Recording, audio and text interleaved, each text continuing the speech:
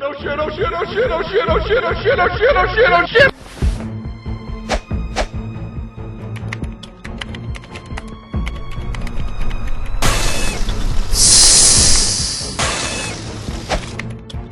Target card for a parking problem.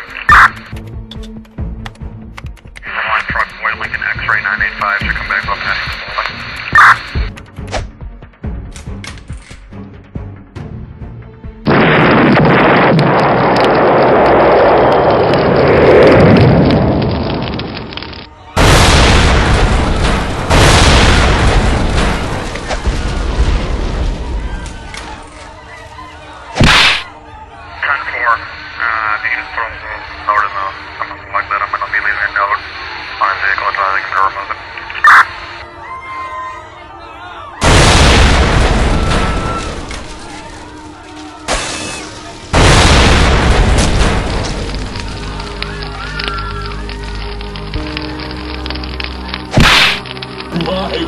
My. So much death. What can men do against such reckless hate?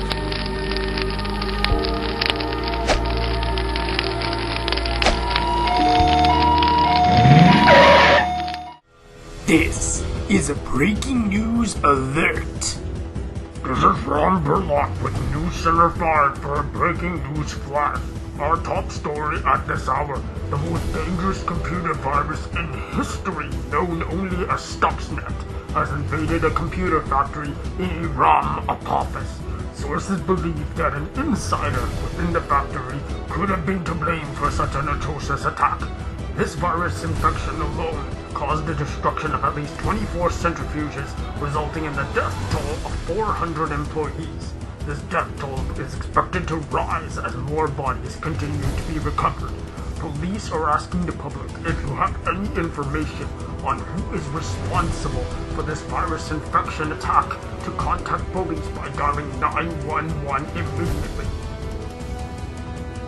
Ron Burlock, News Center 5, Apophis.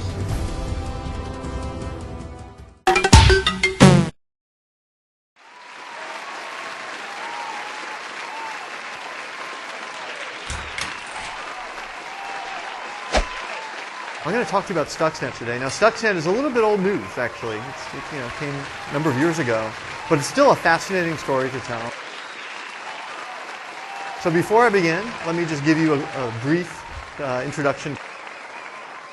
So what we have is a whole control system, which includes a Windows PC. And these Windows PCs run software from Siemens called Step 7 software. And Step 7 software is a development environment for developing software to run, basically control programmable logic controllers, which I'll talk about. So you have a Windows PC that's connected to some special hardware called a PLC, and there's a PLC. And the PLC is a programmable device that is used to control industrial systems. Industrial systems could be a roller coaster. It could be a popcorn machine. It could be uranium enrichment centrifuges. Okay, and in this case, that PLC is going to control this uranium enrichment. Now, that controller is not directly connected to centrifuges. What happens is that controller is connected to a set of communications processors, which are basically routers. That's a fancy name for a router that basically controls groups of devices. And those routers are then connected to things called frequency converters.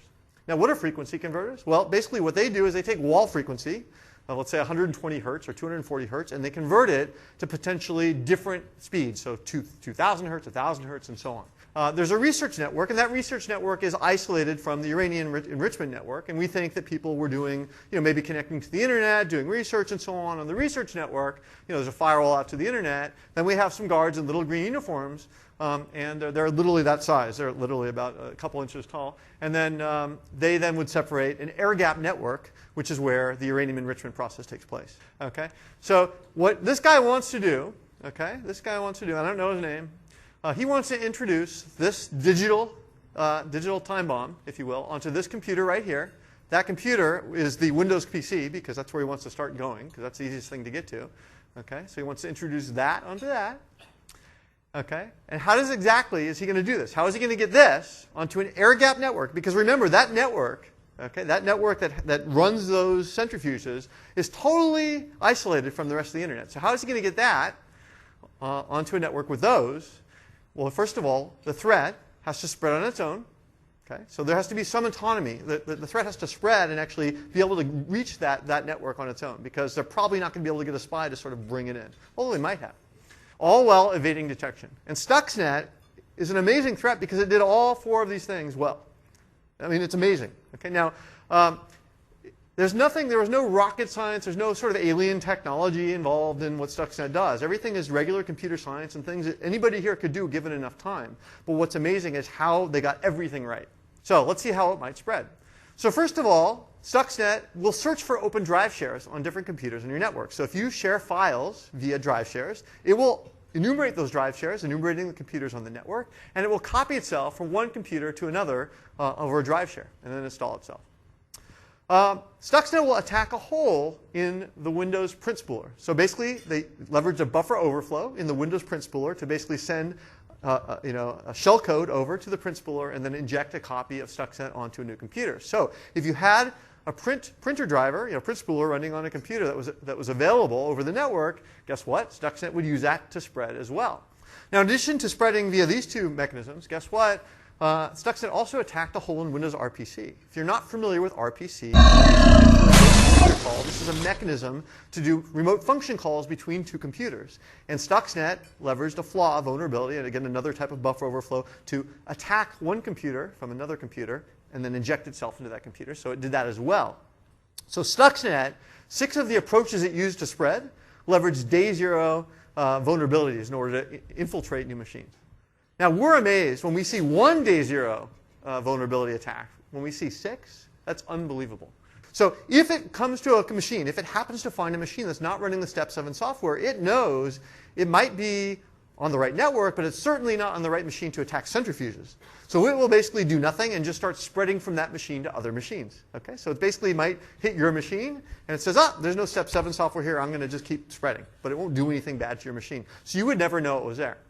Okay? But once it finds that Step 7 software, it gets excited. Ooh, what is it going to do?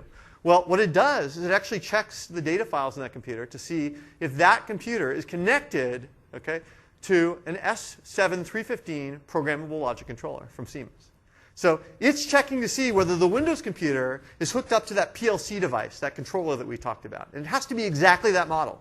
If you're hooked up to a different model device from your Windows computer running Step 7, Stuxnet will do nothing at all. So it's fingerprinting the hardware that's connected to this Windows computer. Now, Stuxnet starts by downloading malicious logic onto the PLC hardware. Okay? So what it does, it has a little mini-me, a little mini Stuxnet, and it sends that mini Stuxnet over the PLC. Okay? It actually is a separate module that runs on the hardware of the PLC, which, by the way, is a different, it's not Intel hardware. It's a different embedded microprocessor. Okay? And what you probably didn't know is that Stuxnet, at least to my knowledge, is the first threat that actually can spread on embedded platforms as well as on traditional Windows PCs. It has different code, different instruction set, different machine language, everything that it's using for both of these different platforms. Okay? So that's pretty impressive right there. Okay, so now they have a little bit of logic running on the PLC itself, this controller that actually controls the operation of all these centrifuges. Because, and why would they do this fingerprinting again? Why further fingerprint to make sure the frequencies are right? Because Stuxnet wouldn't want to take out a roller coaster or something. Because it could, because these devices could be connected to, potentially a roller coaster. So now they know they're running on the right device. They measured for 13 days exactly what was going on. Pretty cool. Now, once it's sure that it's on the right Windows PC and the right PLC, Stuxnet begins its mischief. Okay? What it does is it ups the spin rate from the default spin rate of about 1,000 hertz to 1,410 hertz. Okay? And then, guess what? After 15 minutes, it goes back to normal. Back to normal. And guess what? Stuxnet sleeps for 27 days after doing that. It does nothing. It does nothing else. So it sets it up to 1,400 hertz, or tries to, 15 minutes, and then puts them back to normal and goes back to sleep. So imagine you're the guard. You're sort of walking the halls. You're walking the halls. All the stuff, everything starts spinning like a bunch of clothes washers or whatever really fast. And you're thinking, what's going on? Maybe I should hit the big red button. Who do I call? And then everything's normal again. You're like, oh, I'm not saying anything. I don't want to get killed. I don't want to make have a false alarm. So it then sleeps again. Okay. Now, After 27 days, because it's very patient, Stuxnet then slows the spin rate down to 2 hertz for 50 minutes. So again, these things, they were going really fast, 1,000 hertz, and all of a sudden, 27 days later, they're like, they're running around, we have to fix this thing, and so on. Everything's crazy. 1,380 hertz is a resonance frequency that should cause these tubes to explode. So even if they don't reach 1,410 hertz, if they get fast enough, they could actually cause a lot of damage. Once Stuxnet flips a switch and starts changing the frequency to, say, 1,400 hertz, as the bad data is coming back that says, hey, I'm spinning at 1,380 hertz, what Stuxnet sends to the Windows computer is the original recorded data of the original 1,000 hertz speed. Hey, wait a second, these things are spinning, they're like, fast speed of the laundromat, something's going wrong, maybe I should hit that big red button.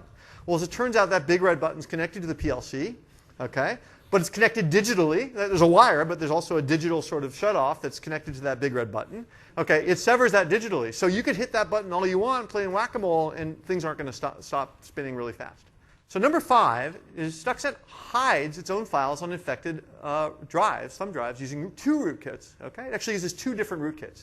Now, you may not be familiar with what a rootkit is, but a rootkit is a piece of software whose only purpose is to basically hide other software in a computer system. So basically, the creators of Stuxnet knew that this was going to be running on Windows Vista, on Windows XP, Windows 7, and so on. And so what they did, Windows 2003 Server, and so on, what they did was they created a special link file so that as Windows opened these link files, one of them would cause that version of Windows to crash, because each version of Windows crashed in a different way, or it had to be exploited with a different type of link file formatted in a different way. Okay? Stuxnet's authors digitally signed it with stolen digital certificates to make it look like it was created by well-known companies. Now, this is interesting. I don't know how many people know what digital certificates are here. Special cryptographic number that helps you stamp your software that says, hey, this software came from Microsoft, or this software came from Symantec, or this software came from Google.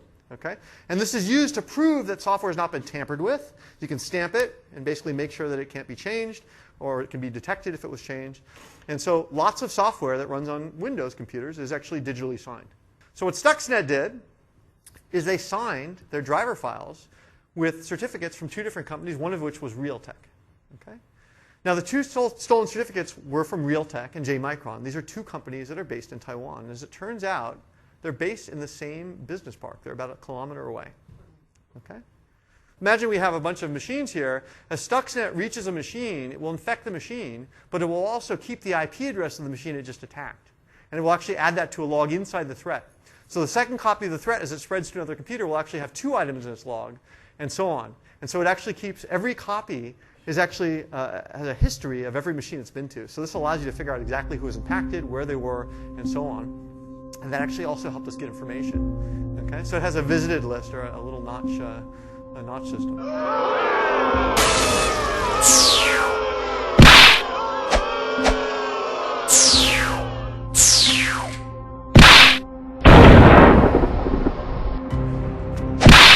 Operator, put me in contact with the boot antivirus on the double. United Antivirus Movement, Void Ranger speaking. Void Ranger, this is Minister Norton. Get down here quickly. We have an emergency situation at UAV headquarters. Understood, Minister. I'm on my way.